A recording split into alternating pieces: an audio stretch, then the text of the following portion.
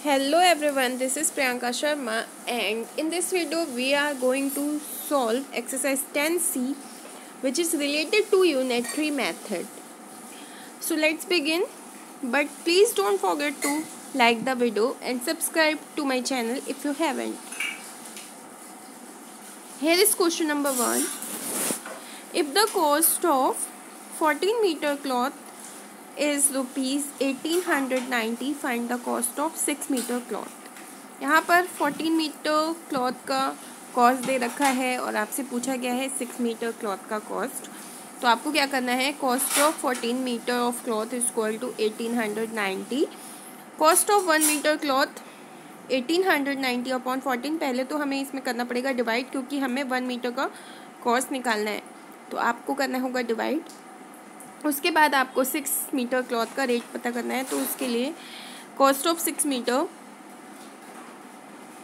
तो rupees 1890 into 6 upon 14। जब आप इसे सॉल्व करेंगे तो आपका आंसर होगा 114 से हम 1819 को डिवाइड कर लेंगे तो हमारा आएगा 135 इंटू 6। लास्ट में हमारा आंसर आएगा 810 रुपीज़। तो 6 मीटर क्लॉथ का कॉस्ट कितना हो गया, 810 रुपीज़।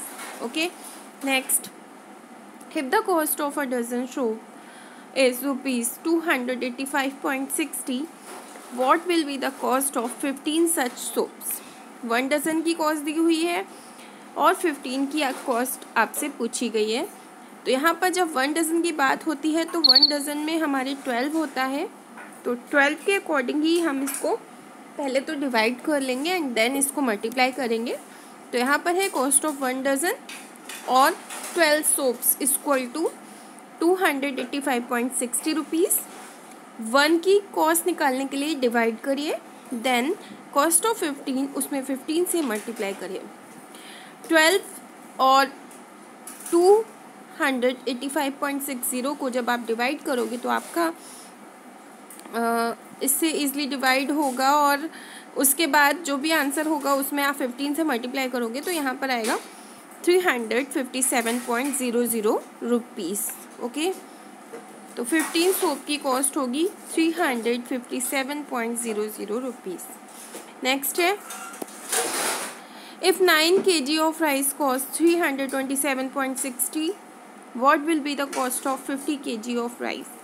9 kg की कॉस्ट दी हुई है और 50 kg की कॉस्ट आपसे पूछी गई है। तो 9 kg का लिख लीजिए पहले और फिर 1 kg कॉस्ट निकालने के लिए जो भी रुपीज़ आपको दिया हुआ है 327.60, उससे 9 का डिवाइड करिए और फिर 50 kg का कॉस्ट निकालना है तो 50 से मल्टीप्लाई कीजिए। तो 9 से जब हम 327.60 का डिवाइड करेंगे तो हमारा आएगा 36.40 और उसको 50 से मल्टीप्लाई करने पे आंसर होगा 1820। तो ये 50 kg का कॉस्ट है। नेक्स्ट है question number 4, if 22.5 metre of a uniform iron rod weight 85.5 kg, what will be the cost of 5 metres of the same rod. 25.5 metre rod का वेट दिया हुआ है 85.5 kg, तो 5 मीटर रॉड का wait पूछा है। इसमें भी सेम वही करना है आपको, डिवाइड करके मल्टीप्लाई।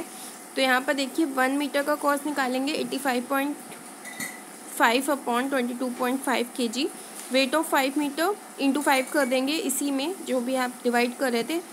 इसमें 2 तरीके से हम कर सकते हैं, या तो पॉइंट से पॉइंट रिमूव कर दीजिए, अदरवाइज़ 1 डिजिट में पॉइंट है तो दोनों में ही हम 10 से मल्टीप्लाई करेंगे, ऊपर भी एंड नीचे भी। तो यहाँ पर 85.5 का पॉइंट रिमूव हो जाएगा और 10 से मल्टीप्लाई हो जाएगा। यहाँ पर 22.5 का पॉइंट रिमूव होगा और 10 से मल्टीप्लाई हो जाएगा इंटू 225 हो जाएगा। 10 से 10 की वैल्यू कट हो जाएगी और 855 अपॉन 225 आप कर लोगे यहाँ पर इंटू 5।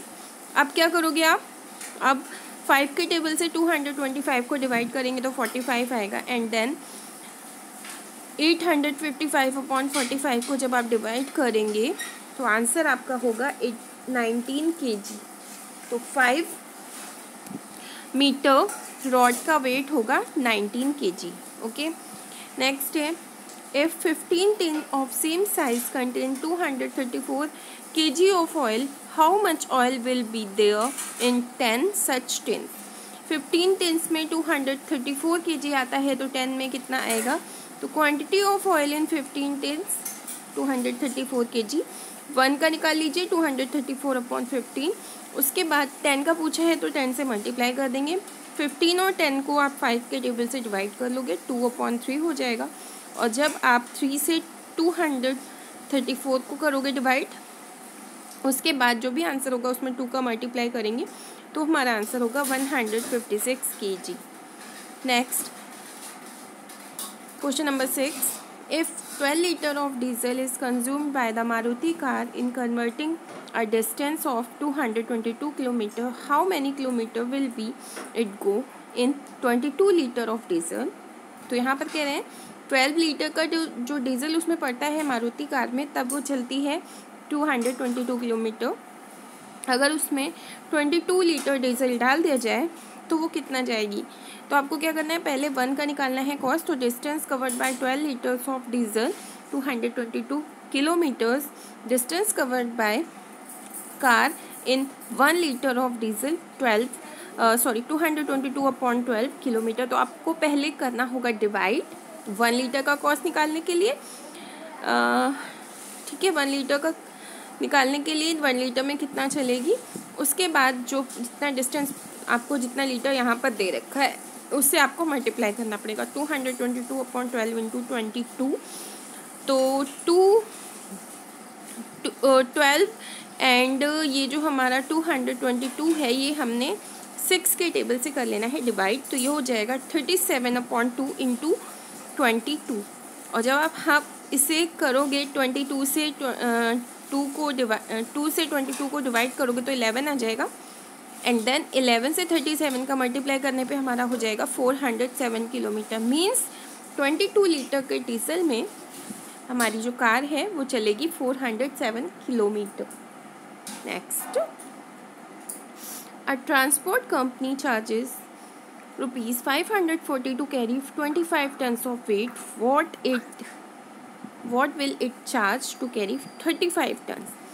25 टन्स का वेट उठाने के लिए 540 रुपीज़ का चार्ज करती है ट्रांसपोर्ट कंपनी। तो 35 टन का वेट उठाने में कितना चार्ज करेगी? तो पहले तो यूनिटरी मेथड का मेन रूल है कि पहले आप 1 का निकालिए एंड देन आप जितना पूछा गया है उसका आप बता सकते हैं।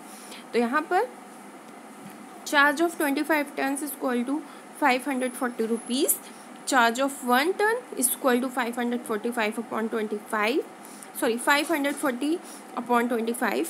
तो चार्ज ऑफ 35 टन्स 540 इंटू 35/25।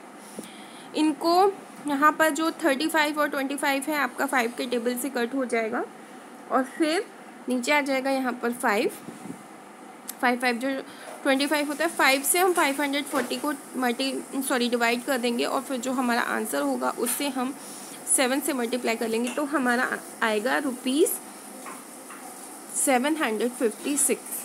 क्योंकि यहाँ पर 5 से जब हमने 5 टाइम्स में 25 को कट किया था तो यहाँ पर 5 आया और यहाँ पर ऊपर जो 35 कट होगा यहाँ पर 7 आएगा। फिर 5 के टेबल से 540 को कट करोगे तो आपका यहाँ पर आएगा 5 1 जा 5 एंड 5 यहाँ पर आ जाएगा आपका, हाँ फिर आपका हो जाएगा 0 लगेगा। ठीक है, तो यहाँ पर हो जाएगा फिर 5 8 जा 40 तो 108 आएगा। 108 का जब मल्टीप्लाई आप करोगे 7 के टेबल से तो आएगा 756।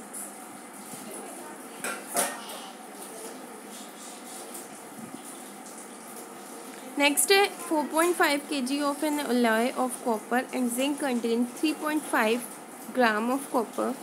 What weight of the copper will there be? 18.9 gram of alloy. 4.5 gram of alloy of copper and zinc का जो उसमें लगता है कॉपर एलॉय एंड जिंक का एक मिक्सचर है जिसमें कॉपर का वेट अलग है, लेकिन अगर दोनों की टोटल की बात करें तो यहाँ पर 4.5 लग रहा है और 3.5 उसमें ऑलरेडी कॉपर है। तो आपको फाइंड आउट करना है कि जिंक कितना होगा। उसके बाद यहाँ पर what weight of copper there be in 18.9। यहाँ पर अब कह रहे हैं कि जब यहाँ पर कॉपर इतना यूज़ हुआ है इसमें, तो 18.9 ग्राम में कितना कॉपर यूज़ हुआ होगा। ठीक है, तो यहाँ पर देखिए weight of copper 4.5 gram of alloy is equal to 3.5 gram weight of copper in 1 gram of alloy. तो डिवाइड करना है, उसके बाद weight of copper 18.9 gram of alloy is equal to 3.5 upon 4.5 into 18.9 हो जाएगा। पॉइंट से पॉइंट रिमूव कर सकते हैं, अदरवाइज आप दोनों में 10 का मल्टीप्लाई कर सकते हैं। 10 से 10 कट हो जाएगा। 35 एंड 45 को इसमें भी 10 इसलिए लगा है क्योंकि ये जो पॉइंट रिमूव होगा तो यहाँ पर नीचे 10 आएगा। अब 35 एंड 45 को आप 5 से कट करिएगा। उसके बाद इसी तरह से इसी प्रोसेस में यहाँ पर 9 आ जाएगा एंड यहाँ पर आ जाएगा 7, यहाँ पर 7 आ जाएगा। उसके बाद 9 से हम 189 को कट कर सकते हैं। तो जब आप 9 से 189 को कट करोगे तो आएगा 21, और 21 से जब हम 7 का मल्टीप्लाई करेंगे तो हमारा आएगा 147। बट नीचे 10 भी है तो 1 डिजिट में हमें पॉइंट लगाना पड़ेगा, इसलिए हमारा आंसर है 14.7 ग्राम। ओके, नेक्स्ट है 35 inland letters cost 87.50. How many such letter can we buy for rupees 315? यहाँ पर कह रहे हैं इंलैंड लेटर होता है अंतर्देशीय पत्र और इस पत्र की कॉस्ट है 87.50 रुपीज़। अब कह रहे हैं कि अगर हम 315 रुपीज़ देते हैं तो हमें कितने इंलैंड लेटर्स मिल सकते हैं। तो यहाँ पर है 87.50 जो कॉस्ट है वो 35 की है। तो यहाँ पर 1 रुपीज़ में कितने लेटर आएंगे, तो पहले तो आपको डिवाइड करना पड़ेगा 37 अपॉन 87.50। उसके बाद आपको करना पड़ेगा 315 से मल्टीप्लाई, तो ये हो जाएगा इस तरह से। अब आप सोचोगे ये 100 कैसे आया, तो यहाँ के जो यहाँ पर पॉइंट लगा था 87.50 का वो पॉइंट रिमूव होगा तो ऊपर 100 आएगा। और अब आपको क्या करना है, 0 से 0 कैंसिल कर दीजिए। उसके बाद इनको सॉल्व करिए, 5 के टेबल से इजीली डिवाइड हो जाएगा और आपका लास्ट में आंसर आएगा 126। Next, cost of 4 dozen bananas is ₹104। How many bananas can be purchase for ₹6.50? 4 dozen means होता है 48 बनानास, तो 48 बनाना की कॉस्ट है 104।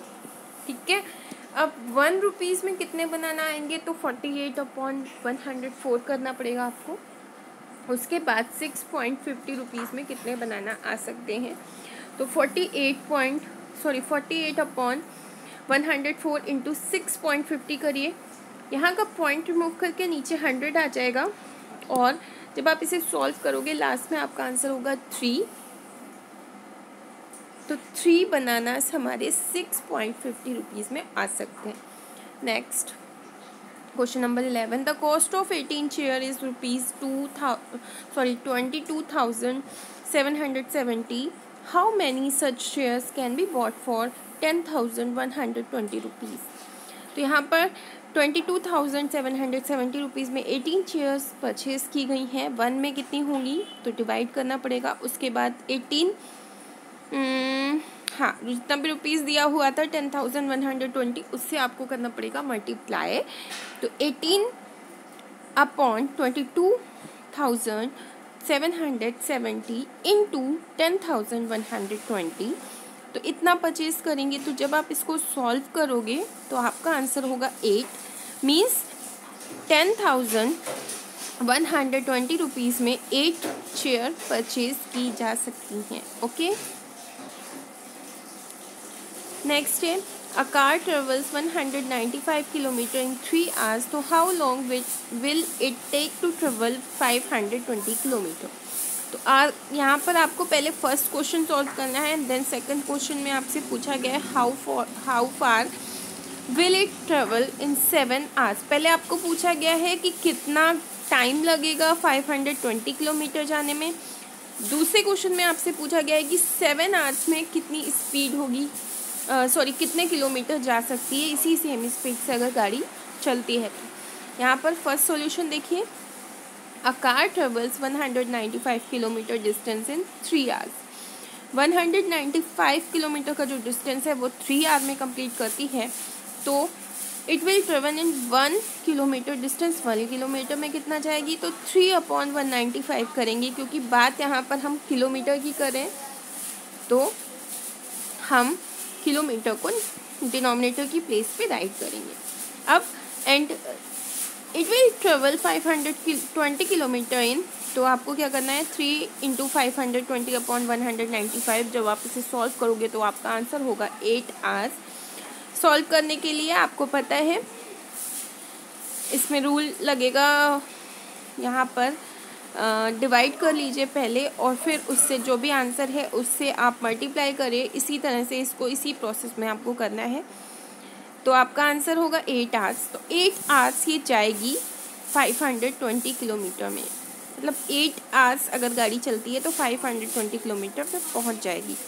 अभी यहाँ पे बात करते हैं, यहाँ पर है how far will it take, 7 hours में कितना जा सकती है। तो जस्ट यहाँ पर देखिए पहले बात की थी यहाँ पर किलोमीटर की, तो हमारा जो किलोमीटर था वो हमने डिनोमिनेटर की प्लेस पे लिखा था, बट यहाँ पर आवर्स की बात हो रही है तो हमारा जो आवर्स है वो डिनोमिनेटर की प्लेस पे आ जाएगा। तो जस्ट अपोजिट हो जाएगा, 195/3 हो जाएगा। उसके बाद and it will travel in 7 hours, तो 195 × 7/3, 3 के टेबल से 195 को कट कर लीजिएगा और जो आंसर हो उसमें 7 का मल्टीप्लाई हो जाएगा, तो आपका आंसर होगा 455 किलोमीटर। तो 7 आवर्स में हमारी जो कार है वो 455 किलोमीटर जा सकती है।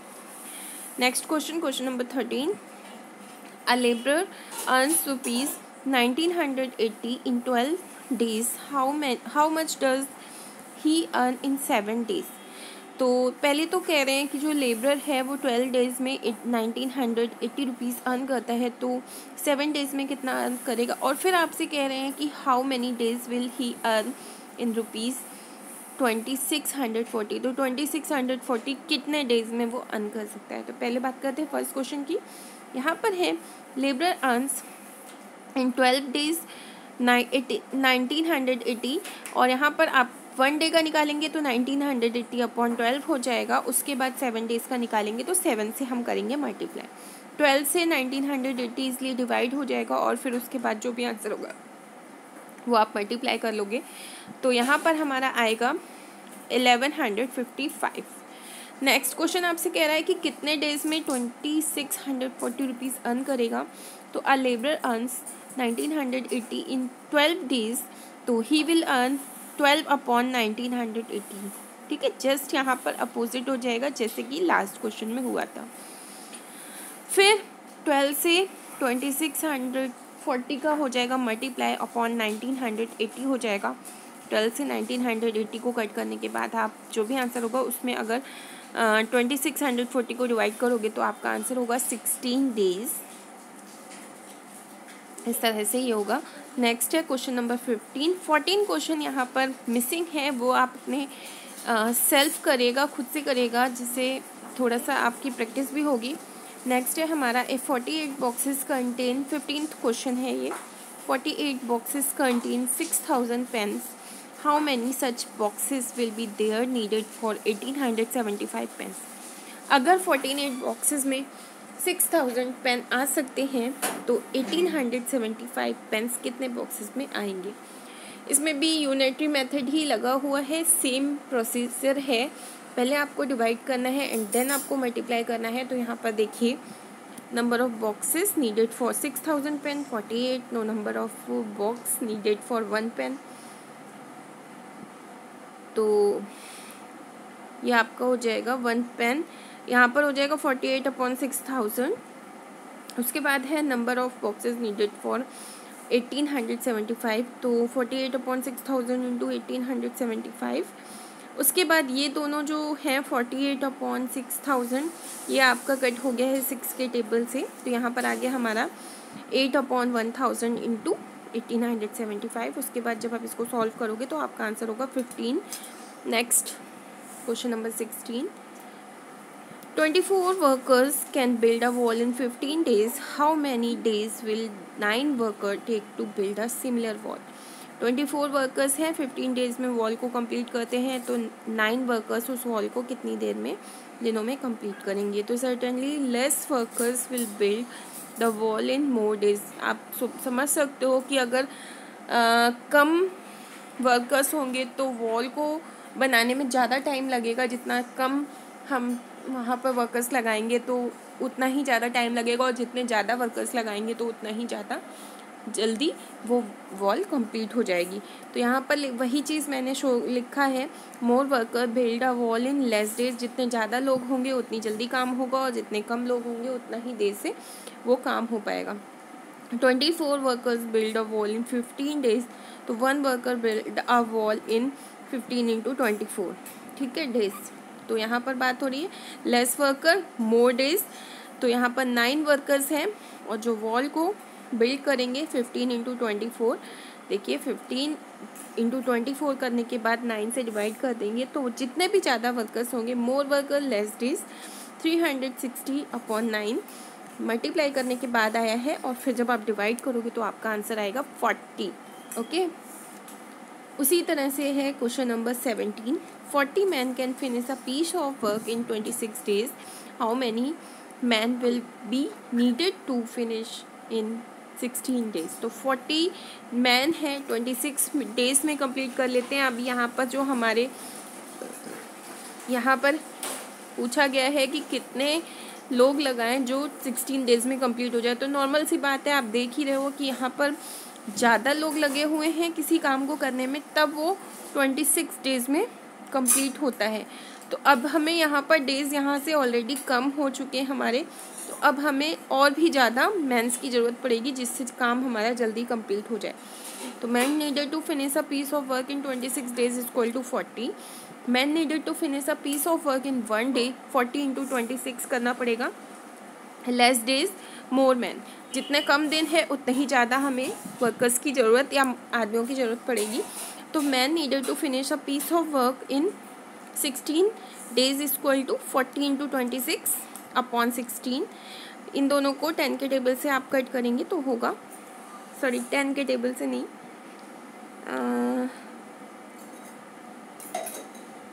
हाँ 4 के टेबल से आप कट करोगे, या फिर आप डायरेक्ट इनको मल्टीप्लाई कर लीजिए। 40 × 26 करने पे आ जाएगा 1040/16। उसके बाद 16 से जब आप इसको डिवाइड करोगे तो आपका आंसर होगा 65, ठीक है। तो 65 हमें मैन चाहिए, तब हम 16 डेज में वह कंप्लीट करा सकते हैं। आगे बढ़ते हैं 18 क्वेश्चन पे। In an army camp there were provisions for 550 man in 26 days, और यहाँ पर है but 700 attendant to the camp, how long did the provision last? तो यहाँ पर 550 मैन जो हैं वो 20 डेज़ के लिए कर रहे हैं। तो ये देखिए, इसको भी वही चीज़, वही रूल फॉलो होगा, लेस मैन मोर डेज, तो sorry more man less days, जितने ज़्यादा लोग होंगे उतने। यहाँ पर हमारे पास जो मैन्स हैं वो हैं ज़्यादा, पहले कम थे तो 28 डेज़ में कंप्लीट हो रहा था, बट यहाँ पर 700 है तो जल्दी ही कंप्लीट हो जाएगा। तो देखिए वो पूरी स्टेटमेंट आपको वही दी हुई है, less man will take more days to consume food, यहाँ पर है more man will take less days to consume the food. 550 man है प्रोविजन ऑफ 28 डेज, तो 1 मैन को कितना होगा 28 × 550, लेस मैन मोर डेज। 700 की बात हो रही है तो यहाँ पर मैन ज़्यादा है और लेस डेज, तो यहाँ पर आपका हो जाएगा 28 × 550 जो आपने यहाँ पर किया था, और 700 से आपको करना पड़ेगा फिर डिवाइड। तो 700 और 28 का डिवाइड करने पे यहाँ पर हो जाएगा 4/100 × 550। उसके बाद जब आप इसे सॉल्व करेंगे आप इजीली कर लोगे 5 के टेबल से, या कैसे भी कट करके इनको उसी तरह से करना है जैसे हम लास्ट सम्स में किया है हम लोगों ने। तो यहाँ पर हमारा आंसर आएगा 22 डेज। ओके, तो इस तरह से ये वाला सॉल्यूशन भी हुआ है। नेक्स्ट है, a given quantity of rice is sufficient for 60% for 3 days। Rice sufficient है 60% अगर है वहाँ पर, तो 3 days में वो फिनिश हो जाता है। बट अगर 18% होंगे तो कितने दिनों में फिनिश होगा? तो यहाँ पर बात हो रही है 18% की, मतलब जो हमारे पास जो लोग हैं वो कम हो गए, तो हमारा जो राइस है वो ज़्यादा दिनों तक चल जाएगा। वही चीज़ आपको करनी है 1% के लिए 3 into 60, ठीक है। उसके बाद less person more days, 18% will consume the rice of bag, 3 into 60/18, more man less days. वही रूल फॉलो हो रहा है, सेम रूल यहाँ पर। अब इसको 3 into 60 कर लीजिए तो 180/18 हो जाएगा। डेज हो गए यहाँ पर 10 days, तो 10 days अब हमारा जो राइस है वो यूज़ हो सकता है। जब 60 मैन थे तो 3 days में फिनिश हो रहा था, बट अगर यहाँ पर अगर 18 पर्सन्स हैं, मैन या पर्सन्स, तो 18 पर्सन्स हैं तो हमारा जो राइस है वो 10 days तक यूज़ हो सकता है। Okay, thank you so much for watching. Next video में मिलेंगे। अब हमारा नेक्स्ट वीडियो 11 चैप्टर से रिलेटेड होगा। Thank you so much.